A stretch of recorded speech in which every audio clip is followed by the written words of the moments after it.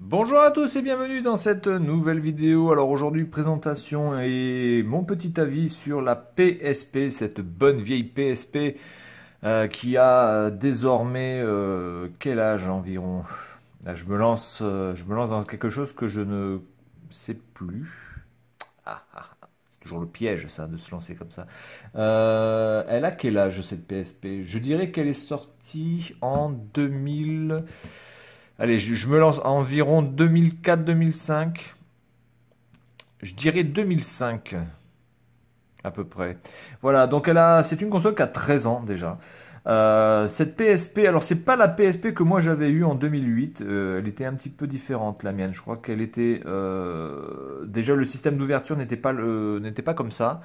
Moi, il fallait que je tire par moi-même pour ouvrir la trappe de jeu, pour mettre les UMD, alors que ici, vous avez directement un bouton qui permet d'ouvrir la trappe. Donc déjà, il y a évidemment plusieurs modèles de PSP. Donc ça, c'était pas le modèle que j'avais, ça c'est sûr et certain. Donc celle-ci, c'est la PSP 1007. Donc je sais qu'il existe les PSP 1004, 2000, 2004 ou je sais pas quoi. Donc voilà. Alors que dire sur cette bonne vieille PSP? Bah, écoutez, c'est la première portable de chez Sony pour essayer de concurrencer un petit peu la DS de chez Nintendo qui a fait un carton, hein. Il faut reconnaître que quand même Nintendo, on peut leur reprocher tout ce qu'on veut, mais vraiment en termes de console portable, ils sont mais toujours en avance. Ils sont toujours en avance dans la technologie, dans le gameplay, dans la machine en elle-même, plus évidemment tous les jeux qui accompagnent avec la licence Nintendo leur console. Donc c'est très difficile pour un constructeur de pouvoir faire une console portable qui puisse marcher par rapport à ce que fait Nintendo, qui a tellement le marché dans les mains. Mais bizarrement, bah, écoutez, cette PSP a quand même pas été ridicule, elle s'est plutôt bien vendue. Elle a eu quand même un succès assez fort hein, quand même pour une première portable de chez Sony, en sachant que, par exemple que la PS Vita, qui est donc on va dire la deuxième mouture de portable de chez Sony, bah, a eu quand même un succès un peu moins retentissant que la PSP. Pourtant, elle est beaucoup plus grande, elle est beaucoup plus au niveau des touches, etc. C'est beaucoup plus agréable. La croix directionnelle, pour moi, j'adore la croix directionnelle de la PS Vita. Donc du coup, cette PSP, bah, elle se présente comment? Donc croix directionnelle avec 4 boutons indépendants, les 4 boutons de la PlayStation classique, le stick analogique qui est vraiment pas terrible. Encore une fois, ce stick analogique, déjà sur ma première PSP, je trouvais qu'il n'était pas terrible, mais sur cette version-là, bah, ça n'a pas été amélioré. Le toucher est vraiment pas agréable, quoi. C'est du plastique, on dirait qu'il manque un revêtement dessus. On dirait que voilà, on dirait qu'on a retiré quelque chose et qu'il reste plus que cette sorte de grille là, enfin voilà, de choses comme ça là.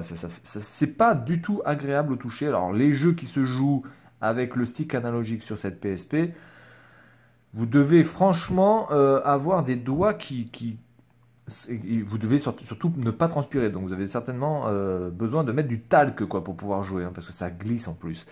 L'écran, bon, l'écran est assez grand hein, par rapport à ce que pouvait faire par exemple Nintendo avec sa DS, qui était assez ridicule au niveau de l'écran. Il faut reconnaître quand même que la DS, bon après il y a eu d'autres versions évidemment, hein, mais la bonne vieille Nintendo DS, avec les deux petits écrans en haut et en bas, avait des écrans quand même assez ridicules. Là l'écran est en 16 neuvième, assez grand. Hein. Je ne sais pas combien il fait de large, hein, l'écran, mais bon là, à vue de nez, en diagonale, on est quand même sur quasiment 10 cm de diagonale, hein, je pense. Hein. Voilà. Ensuite, ben, vous avez le bouton pour le Wi-Fi, voilà, pour activer ou désactiver le Wi-Fi. Vous avez la diode pour dire que la memory stick est en marche. Évidemment, les bonnes vieilles memory sticks de chez Sony. Hein, parce que Sony ne peut pas utiliser des SD cards, évidemment. Elle est obligée d'utiliser des cartes à elle pour bien nous emmerder. Voilà, donc la carte mémoristique de chez Sony, qui coûte en plus une blinde hein, par rapport à la capacité qu'elle peut avoir si on compare avec une SD card. Donc les boutons, les différents boutons pour accéder au menu, pour augmenter le son, etc., pour atteindre le niveau... pour atteindre le menu musique ou vidéo, voilà, le bouton power pour éteindre et allumer. Vous avez en bas rien du tout. si ce n'est que le jack et une prise propriétaire pour pouvoir mettre quelques accessoires, il me semble. Je me demande si c'est pas pour mettre sur la télé aussi. Je me demande s'il n'y a pas une prise pour mettre sur la télé. Sur le dessus, bah écoutez, vous avez l'infrarouge, le port mini USB et donc les gâchettes L et R et le bouton pour ouvrir la trappe. Alors les premières PSP, je sais que cette trappe de jeu qui permettait de mettre des UMD causait problème, surtout par rapport à la lecture. C'était un petit peu le point faible de cette machine. Alors, je ne sais pas si sur cette version, la lecture se fait plus stable ou si ça évite les problèmes. J'en sais rien. Qu'est-ce que je peux dire en tout cas de positif sur cette console? Ben, une PlayStation dans la main, ça fait toujours plaisir. En 2005, on est quand même, on va dire, on est quasiment sur la fin de la PlayStation 2. On va arriver sur la PlayStation 3 et on a la possibilité avec une PSP d'avoir une PlayStation 1 dans les mains, une PlayStation 1 améliorée. Voilà, hein. C'est légèrement plus puissant, je pense, qu'une PlayStation 1. Ça vaut pas une PlayStation 2, ça c'est sûr. Mais bon, ça fait toujours plaisir. Au niveau du prix, elle était quand même assez chère, il me semble, par rapport à la DS. Mais vous aviez quand même beaucoup plus de visuel dans la gueule qu'une Nintendo DS. Après, au niveau du gameplay, je sais pas. Moi, je suis pas très fan de la PSP. Je sais que j'avais FIFA sur la PSP et que c'était quand même assez galère à jouer. Il me semble aussi qu'on ne peut pas changer le contraste, la luminosité de l'écran. Il me semble que l'écran donne une luminosité fixe et qu'on ne peut pas changer. Donc, je sais pas. Enfin, ça, il faudrait que je regarde mieux, mais je pense qu'on ne peut pas changer la luminosité de l'écran. Voilà. Ensuite, eh bien, au niveau des défauts. Bon, elle est un petit peu lourde.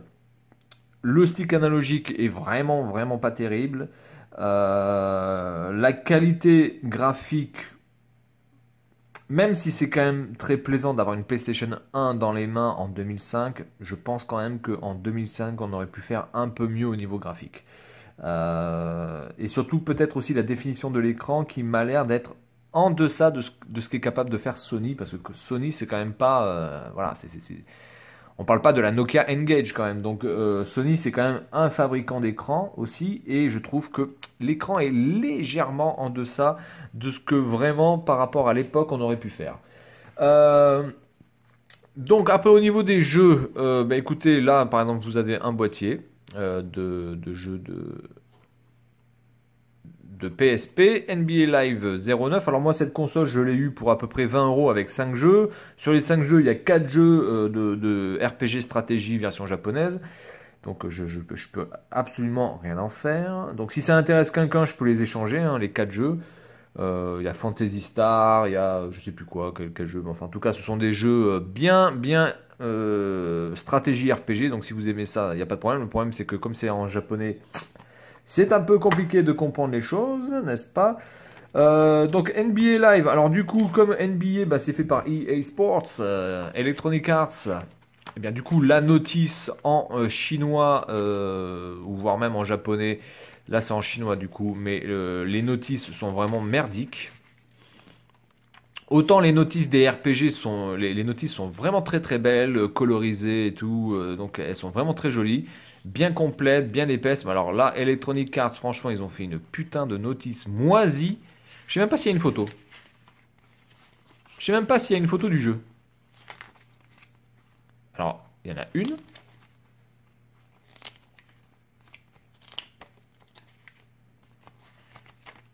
Voilà, il y a une photo du jeu dans la notice, en noir et blanc. Donc là, Electronic Arts, c'est du foutage de gueule, mais complet, quoi. C'est hallucinant. Donc, bah, écoutez, l'autre problème que je peux donner de cette console, bah, c'est le bruit, parce que je trouve que cette machine fait un bruit quand même assez hallucinant bah, quand elle est en lecture de jeu. Notamment quand elle charge les données, etc. C'est même assez gonflant d'ailleurs. C'est un bruit qui n'est pas agréable en plus, qui est assez strident. Alors je vais mettre un jeu et puis je vais essayer de vous faire écouter. Donc là, par contre, ce qui est plutôt pas mal, c'est que les voix et les sous-titres peuvent être en chinois, enfin en anglais, sont en anglais et le manuel est en chinois. Donc là, tout sera en anglais, donc c'est plutôt pas mal. Donc Electronic Arts s'est même pas fait chier à traduire en japonais ou quoi que ce soit, hein. Pourtant, c'est une version japonaise. Enfin là, j'ai une version chinoise, mais elle existe en version japonaise. Je ne sais pas si la version japonaise, les dialogues sont en japonais ou s'il y a des sous-titres en japonais. En tout cas, pour la version chinoise, ils se sont pas fait chier. Ils ont mis que le manuel en chinois. Voilà, donc les UMD. Alors ça, je trouve que c'est l'une des choses les plus pourraves qu'a pu créer Sony en matière de support avec les mini-disques. C'est un petit peu d'ailleurs un mini-disque, hein, on pourrait dire, hein, c'est l'évolution du mini-disque. L'UMD, Universal Media Disc. Alors déjà, je vois pas en quoi ça peut être universel, ça, puisque ça peut être lu uniquement sur une PSP. Hein, expliquez-moi dans quelle autre chose, si je ne mets pas dans le bon sens, ça va pas le faire. Expliquez-moi dans autre que PSP, on peut lire cette chose-là. Donc c'est universel pour la PSP, n'est-ce pas?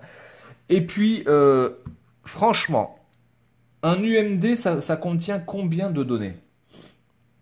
Moi, je ne sais pas combien peut contenir un UMD, mais bon, au vu de la taille du CD, je dirais que maximum un UMD peut contenir allez, 400 à 500 mégas de données. Vous n'allez pas me dire qu'ils n'auraient pas pu faire déjà à l'époque les jeux, même si c'est sur des mémoristiques, mais faire les jeux directement sur les mémoristiques. Et faire que ça se mette là. Vous voyez? Un truc tout con. À l'époque, c'était quand même possible. Puisque déjà, Nintendo faisait déjà des cartouches. Mais non. Sony s'est dit, oh putain, attendez, on va créer un format de CD bien spécial. Voilà, qui risque en plus de sauter durant les jeux, parce que si vous bougez ou quoi que ce soit, ça risque peut-être de sauter, d'avoir des petits bugs, etc. Ça peut se rayer, etc. On va faire des jeux sur des CD tout petits. Voilà, et au lieu de mettre ça sur des cartes mémoire, alors que c'était largement possible en 2005 de mettre ça sur des cartes mémoire de 512 mégas, voire de 1 giga. Le jeu NBA Live, il fait pas plus de 1 giga, c'est pas possible. Je sais même pas s'il fait 512 mégas le jeu d'ailleurs. Enfin bref, Sony, toujours cet art, hein, l'art absolu de créer des choses qui des fois sont... Voilà, écoutez-moi ce bruit.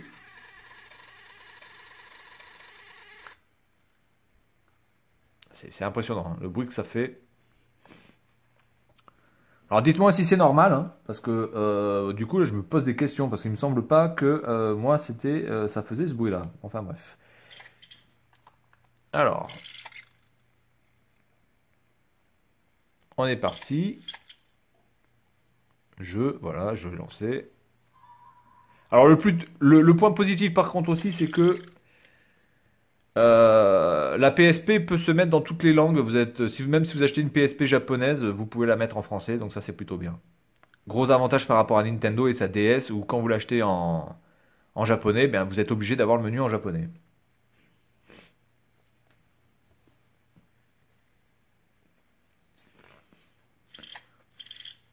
Voilà, mais c'est quand même impressionnant le bruit, hein. Alors c'est désagréable au niveau... c'est désagréable. Alors est-ce qu'on peut changer la... Ah oui, ah, d'accord, on peut changer là, d'accord. Ok, donc ça c'est pas pour les vidéos, c'est pour changer le contraste. Donc autant pour moi, on peut changer le contraste. Ok.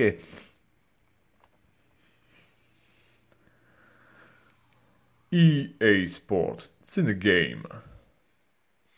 Alors je vais mettre du son. Si j'y arrive. Alors là on peut pas atteindre le menu son, on se demande bien pourquoi. Alors c'est désagréable, oui, donc je dis c'est désagréable au niveau du son et c'est désagréable au niveau aussi du toucher parce que évidemment ça vibre en plus. Ça fait quelques petites vibrations qui sont pas forcément agréables. Donc là le jeu apparemment il est en français, enfin en tout cas appuyez sur Start c'est en français déjà.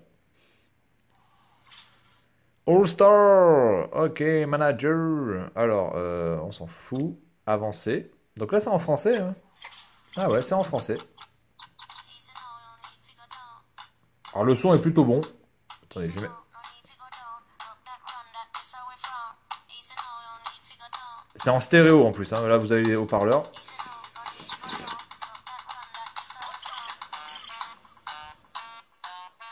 Pin, pin.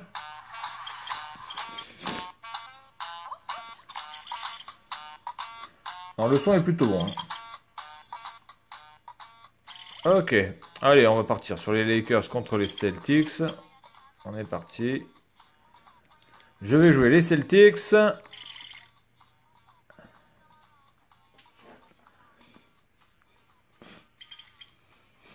Et on va voir un petit peu à quoi ça ressemble. Bon, là, on a les vraies photos. C'est plutôt pas mal. Paul Gasol, Perkins, Garrett Pierce, Allen, Rondo, Kobe Bryant. Bon, alors, on est parti. Allez, on s'en fout, on avance. Alors, moi, j'ai toujours été plus fan des 2K que des lives, justement, en NBA. Je trouvais que les 2K avaient plus de gameplay, c'était beaucoup plus simulation que les NBA Live, où je trouve que les NBA Live, c'est quand même assez, entre guillemets, arcade. Alors, je sais pas si ça s'est inversé, la tendance. Est-ce que les nouveaux NBA Live sont meilleurs que les 2K? J'en sais rien. Je pense que Monsieur Renard va me répondre à cette question, lui qui aime le basket. Alors, je vais pas regarder les touches, alors je sais absolument pas comment on y joue. Alors, attendez, parce que là, je suis où? Putain, attendez. Alors, j'ai essayé de me foutre comme ça. Ah, il y a George Eddy. Ah, il faut écouter George Eddy. Le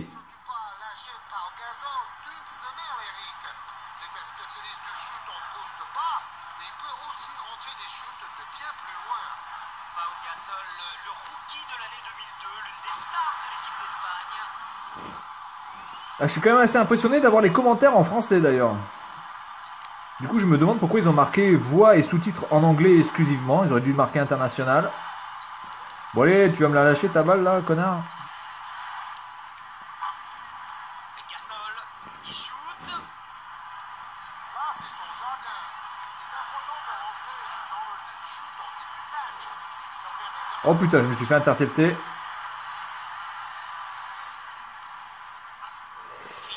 Voilà, donc ouais, donc au niveau... attendez, je vais mettre sur pause. Hop. Voilà, donc au niveau graphisme, on est vraiment sur du PlayStation 1. Légèrement amélioré là. Vous pouvez voir que c'est un peu mieux que du PlayStation 1. On voit quand même un petit peu la trace des muscles, etc. Mais on est bien en dessous d'une PlayStation 2. Voilà, donc du coup, bah, ici c'est en français. Donc écoutez, bah, c'est pas mal ça. C'est plutôt pas mal. Hop. Voilà, donc la PSP, bah, écoutez, console qui est vraiment, voilà, qui est sympa. Première console portable de chez Sony avec laquelle on pouvait vraiment profiter des jeux PlayStation. Donc ça fait toujours plaisir, évidemment.